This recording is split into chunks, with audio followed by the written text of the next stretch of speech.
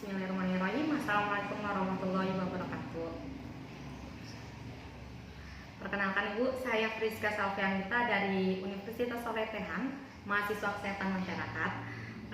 Jadi di sini saya akan sedikit penyuluhan mengenai tentang pencegahan penyakit diare Ibu, yang dimana tujuannya adalah untuk mengetahui hubungan pemberian ASI eksklusif dengan kejadian diare akut pada bayi usia 1-6 bulan Ibu.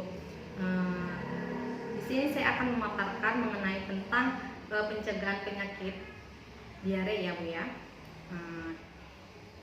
Kayak nih, diare ini merupakan sebuah kondisi ketika pengidapan melakukan buang air besar lebih sering dari biasanya nih Bu. Di samping itu, fases pengidapan diare lebih encer dari biasanya. Hal yang perlu diawasi, meski diare bisa berlangsung singkat, tapi bisa pula berlangsung selama beberapa hari, bahkan dalam beberapa kasus bisa terjadi hingga berminggu-minggu. Nah, yang dimana gejala diare pada anak ini Bu, selain lebih sering BAB dan mencret, diare bisa disertai dengan perut kembung, mual, muntah, demam, nyeri perut, dan lemas. Saat diare, tubuh akan kelihatan cairan dan elektrolit dengan sangat cepat. Hal ini dikarenakan saluran cerna sulit menyerap cairan dan elektrolit ya Bu ya.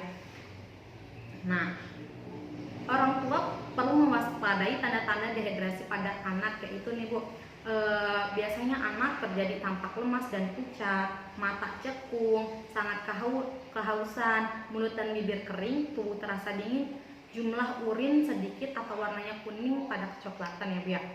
Terus juga gimana sih cara mengatasi diare di rumah nih Bu?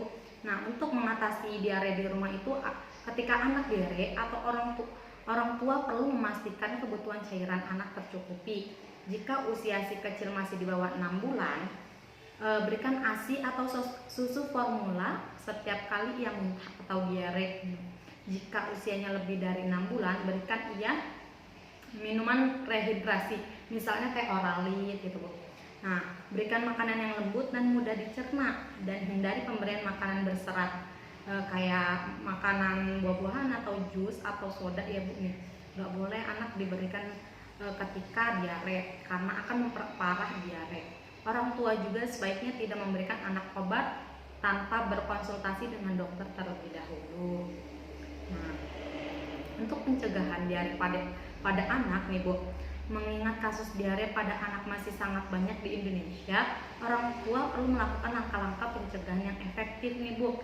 Nah, untuk pencegahan sendiri itu menjaga kebersihan lingkungan, terutama sumber air minumnya, pastikan air dan makanan yang dikonsumsi bersih dan matang, dan juga membiasakan anak untuk mencuci tangan sebelum dan sesudah makan. Terus juga memberikan ASI pada anak usia kurang lebih 2 tahun untuk meningkatkan daya tahan tubuhnya gitu. Memberikan anak makanan yang bergizi dan bermanfaat untuk pencernaannya. Misalnya nanas yang diduga bisa menangkal infeksi bakteri penyebab diare. Terus juga memberikan anak vaksin rotavirus.